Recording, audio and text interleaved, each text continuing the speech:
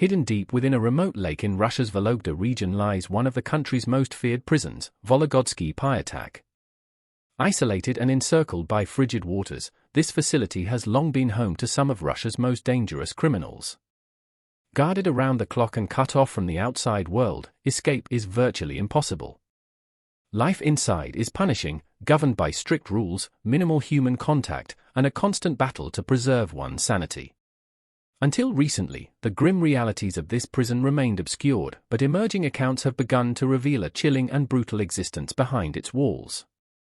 The prison is located on an island known as Ognenny Ostrov, or Fire Island, a name that belies its stark, icy setting. Only 17 acres wide, the island sits quietly in the cold waters of Lake Novozero. From above, it appears almost serene. Dense forests blanket most of the land, and only a few stone buildings, surrounded by chain-link fences and watchtowers, are visible. But this tranquility is an illusion. Officially named IK-7, the prison is one of Russia's maximum security penal colonies, though among insiders and law enforcement, it carries another name, Russia's Alcatraz. Unlike its American counterpart, which closed in 1963, this Russian stronghold remains very much operational. The island can only be reached by boat and is heavily guarded. There are no bridges, no public ferries, and even in winter, when the lake freezes, no one has ever escaped. Its inaccessibility is a deliberate part of the punishment. Once an inmate arrives, they never leave, not for trials, appeals, or even family visits. Everything takes place on the island. Guards rotate in and out, but for the prisoners, this desolate place is their final destination. It is where they will live and, more often than not, die.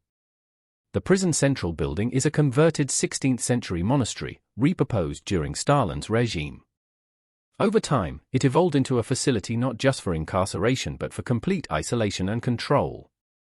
The ancient stone walls are thick, the windows are narrow, and the cold penetrates the cells even in the spring. What sets Volогодский Piatak apart is not just its location or its haunting past, it's the kind of inmates it holds. This prison is reserved for men serving life sentences for the most extreme crimes, serial murder, terrorism, and orchestrating vast criminal enterprises. These are not ordinary prisoners, they are individuals considered too dangerous for any other facility in Russia. The men sent to Fire Island have been deemed beyond rehabilitation. In the eyes of the Russian government, there is no room for leniency or reform, only containment. Access to the prison is extremely limited, only a handful of journalists have ever been allowed inside, and even then, their reports are tightly controlled and scrutinized. Official accounts paint a picture of strict but orderly conditions. Inmates follow rigid routines, receive 3 meals a day, and are provided with basic medical care. But buried between the lines of these reports is a chilling undertone, something unspoken and unsettling. Some guards simply refuse to talk, while former staff members hint at protocols that are never written down. Here, you follow orders without question. There is no open violence, no riots, no screams echoing down the corridors. That's not how this place operates. Instead, a heavy silence dominates, stretching far beyond the prison's thick stone walls. The inmate population is small, fewer than 200 men, and each one lives in near total isolation. Though the cells are built for 2, only 1 bed is ever occupied. Steel doors, reinforced bars, and a constant web of surveillance cameras ensure that solitude is absolute. Inmates can go months, even years, without uttering a full sentence to another person. Occasionally, whispers emerge, rumors of a man who stopped eating, or another who scratched words into stone until his fingers bled. But these stories never make headlines. Fire Island isn't meant to attract attention. It's meant to be forgotten. And many believe that's by design. Some say the true punishment hasn't even begun once a man arrives, it starts with the silence that follows. There's no return from Fire Island. The journey there is a one-way passage. No one ends up at Piatak by mistake. It is not a holding facility, nor a place for first-time offenders. Every man on the island is serving a life sentence. Most will never again see the outside world, not even in photographs. Those who do catch glimpses in rare legal documents or old pictures often say it hurts more than it helps. These prisoners have been convicted of the most severe crimes: serial murder, terrorism, and the orchestration of vast criminal networks. They represent the highest security risk in Russia's penal system. Once their verdict is final and all appeals are exhausted, there are only a few destinations they can be sent to, and Pyatak is often at the top of that list. This prison exists to bury men alive, safely and silently. Their fate is no longer a matter of justice, but administration. The courts determine guilt, but prison officials decide where each man will spend the rest of his life. For some, that decision is based on the nature of their crimes. For others, it's a question of risk, whether they pose a threat to staff or other inmates.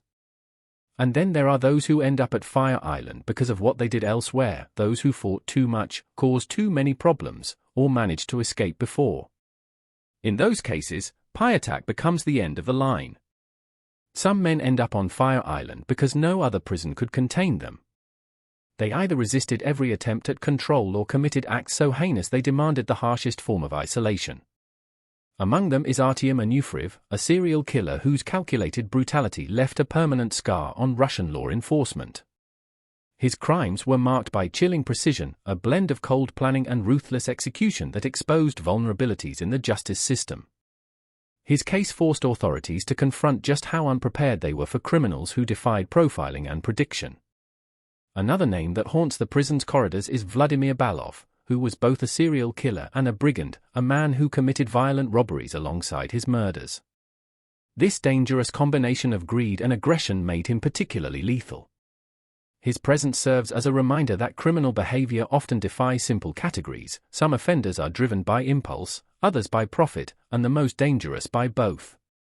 Then there is Alexander Bykov, whose infamy is compounded by one disturbing detail: cannibalism. His crimes shocked the public and sent ripples through the criminal justice system, revealing the terrifying extremes of human depravity. Bykov's case is often cited in psychological studies and forensic literature, illustrating the kinds of behaviors that push beyond the boundaries of traditional criminal investigation. Andrei Golovachev is another serial murderer whose name now carries weight in the darkest corners of Russia's penal system.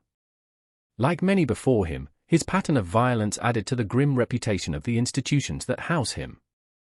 Tracking and apprehending serial killers like Golovachev tests every limit of law enforcement's capacity, revealing the gaps, the delays, and sometimes, the failures.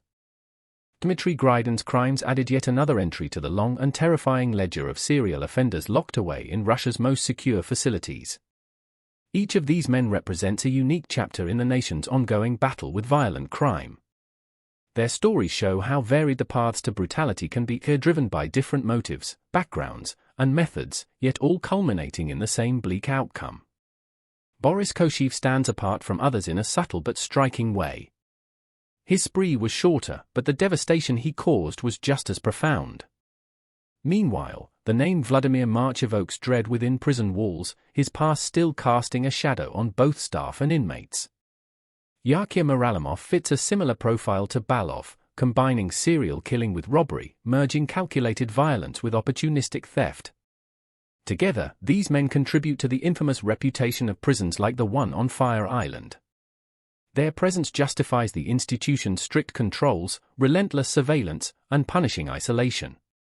The crimes that brought them here are horrifying in their own right, but they also reveal something deeper: how hard it is to stop violence once it begins, and how difficult it is to understand the minds behind it. Their imprisonment offers a grim warning about the consequences of crossing society's most sacred boundaries. Yet it also forces a larger question: what should be done with those who walk so far beyond redemption?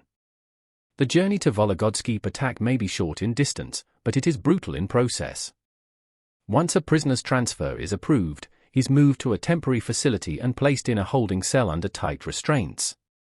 The transport is shrouded in secrecy and conducted with extreme security. Occasionally, one or two others may share the trip, but conversation is forbidden. From the moment the handcuffs go on to the moment they step onto the dock of Fire Island, silence is absolute. The boat used for transfer is deliberately unmarked, operating without any public schedule. No one outside the prison system ever knows when it departs or arrives. Upon reaching the island, inmates are processed without ceremony. There are no welcomes or warnings, only a uniform, a number, and a silent escort to their assigned cells. Instructions are reduced to a set of rules etched into a metal plate bolted inside the door. Surveillance cameras cover every angle. From this point forward, the inmate's existence becomes a routine without relief. Life on the island doesn't feel like it moves. Days fade into weeks, weeks into months, and months into years. Some men keep track of time by carving marks into the wall, while others give up counting altogether. But time, as many former inmates say, isn't the harshest punishment. The real torment begins inside, the suffocating silence, the psychological isolation, the slow erosion of identity. The first thing most men notice about Batak isn't the guards or the barbed wire, it's the silence. It's dense, heavy, and ever-present. Even footsteps echo sharply against the concrete floors. Conversations are brief and spoken in hushed tones, if they happen at all. Guards only speak when absolutely necessary, and inmates quickly learn not to speak unless spoken to. The prison, built in the 1960s, still carries the oppressive atmosphere of its Soviet origins: thick, grey walls, rusted steel doors, and flickering fluorescent lights that hum endlessly. Cold hangs on everything: the floors, the walls, the metal bunks, and even the bodies. In summer, the chill persists; in winter, it bites. The cells are cramped, around 6 feet by 10, containing 2 bunks, a toilet, and a tiny table bolted to the wall. Windows are nothing more than narrow vertical slits, positioned too high to glimpse anything but a patch of sky. There's no natural rhythm to the days, just the constant, artificial glare of lights that never turn off. Sleep becomes a fractured thing, a series of half-dreams in a place where night never comes. Every movement is monitored. Each cell has a surveillance camera. Every hallway and courtyard corner is under watch. Privacy does not exist. Showers are allowed once a week, and each inmate is strip-searched before and after. No conversation is permitted. No eye contact is made. The routine is crafted to erase individuality until all that remains is a body in uniform with a number stitched on the back. The daily schedule never varies.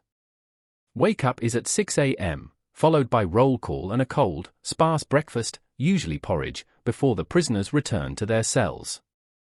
Most inmates spend between 22 and 23 hours a day confined. The remaining time is outdoor recreation. On Fire Island consists of a single hour in a concrete pen no larger than a parking space, hemmed in by steel grating that blocks any glimpse of the lake or the trees beyond the walls. There are no group programs, no workshops, jobs, chapel services, or classes. Social visits are virtually non-existent, even legal appointments are rarely approved. Telephones are forbidden, and every letter is opened, copied, and often withheld. Many men go years without hearing a familiar voice. Instead, existence is reduced to ritual. Prisoners stand when ordered, sit when ordered, and eat only when the schedule commands. The smallest act of defiance is met instantly and decisively. Officers speak in curt commands, then lapse into the same oppressive hush that blankets the corridors. Over time, even the inmates' voices fade. For some, silence becomes the safest form of self-defense. Psychological deterioration arrives not as a sudden collapse but as a slow decay. Dates blur together, men forget their own birthdays. Conversations devolve into murmurs with the walls, half chuckles at jokes only they can hear. One inmate, Artyom, has not spoken a single word in more than 2 years. During a perfunctory medical exam, he simply smiled and stared at the ceiling until the doctor gave up, later writing "mentally stable" in a report that no one would ever read again. Details like these never appear in official statements, yet they hint at something deeper than punishment, a system designed to erase identity as thoroughly as it confines the body. The prison's regulations, on paper, emphasize discipline and order. Behind closed doors, a different regime prevails. Brutality becomes a management tactic, cruelty a re-education tool. Endless cycles of forced labor, often in sub-zero cold or stifling heat, sap every reserve of strength. Meals are scant, rest is brief, and falling behind simply adds another layer of punishment. For the men entombed here, survival is measured in silence. Russia's Alcatraz is feared not only for the crimes that landed its inmates on Fire Island, but for the relentless machinery of control that grinds on long after the court sentence is read. The walls restrain their bodies, the routine corrodes their minds. Together, they form an invisible cage from which there is no escape. Punishment on Fire Island doesn't just mean serving time, it means enduring a relentless system where even the smallest misstep can unleash brutal consequences. Isolation is one of the most potent tools of control. Some inmates are confined for weeks, even months, in solitary cells so small and dark they can barely stretch out. In this crushing silence, time loses meaning, and even the strongest minds begin to fray. When these prisoners emerge, they are often confused, fragile, and psychologically scarred. Beyond physical suffering, fear dominates every aspect of life inside. Violence is never far away. Some inmates act as enforcers, prisoners turn predators, who use intimidation and brutality to assert their own form of power. Guards sometimes look the other way, and in some cases, even participate, blurring the lines between state control and underground rule. Within these walls, power isn't always held by uniforms but by the system, a silent code of debts, threats, favors, and punishments that governs far more than the official rules. Crossing someone in this shadow network can mean a savage beating or worse, all carried out with tacit approval. It is a self-sustaining hierarchy of violence, where survival often means submission. The prison's remote location only magnifies its terror. Cut off from the mainland by cold waters and punishing weather, Fire Island ensures that inmates are not only physically confined, but psychologically severed from the outside world. Communication is restricted, visits are rare, and hope is a scarce currency. The island's remoteness reinforces its identity as a place of no return, a sentence not just of imprisonment, but erasure. And yet, amid the cruelty, fragments of resistance remain. Some inmates cling to tiny acts of rebellion, not through violence, but through humanity. A whispered word, a quiet gesture, a moment of kindness in a place designed to stamp out emotion. These glimpses of spirit reveal that even in the darkest corners of the prison, not everyone has surrendered. Still, surviving Fire Island is not the same as serving a sentence. Enforcement here goes far beyond discipline, it is punishment weaponized as psychological warfare. Guards use fear, humiliation, and pain to control. Among the most feared of all is the so-called freezing washdown. When an inmate breaks a rule or dares to defy authority, they are dragged outside, often in the heart of winter, and blasted with icy water. The frigid spray soaks through their clothes, seeping into skin and bone, delivering not just pain but sometimes lasting injury. It is not about correction. It is about breaking a man until all that remains is obedience, or emptiness. This is Fire Island, Russia's Alcatraz. Not just a prison, but a place where the system itself becomes a sentence. At Fire Island's infamous prison, punishment goes far beyond the physical, it becomes a calculated form of psychological torture. Every act of cruelty serves a deeper purpose, to strip inmates of any sense of control, to remind them daily that they are completely at the mercy of the system. The prison, known as Patak, has earned its notorious nickname by turning survival into a grueling, relentless challenge. This isn't official discipline, it's torment rebranded, a form of suffering that falls outside any recognized legal framework. Men are stripped of clothing, soaked in freezing water, and left to face bitter winds and frost for hours at a time. The impact isn't just physical, it's mental.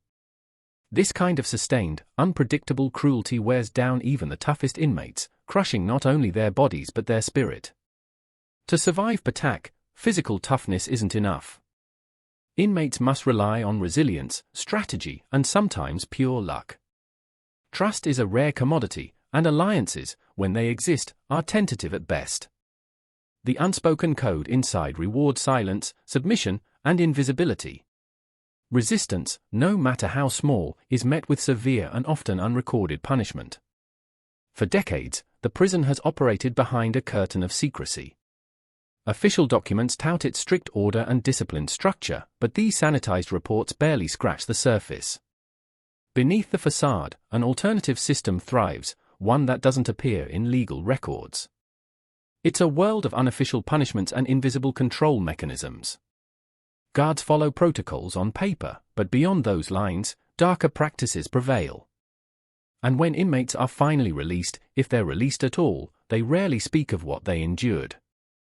Their silence says more than any report ever could. Families are often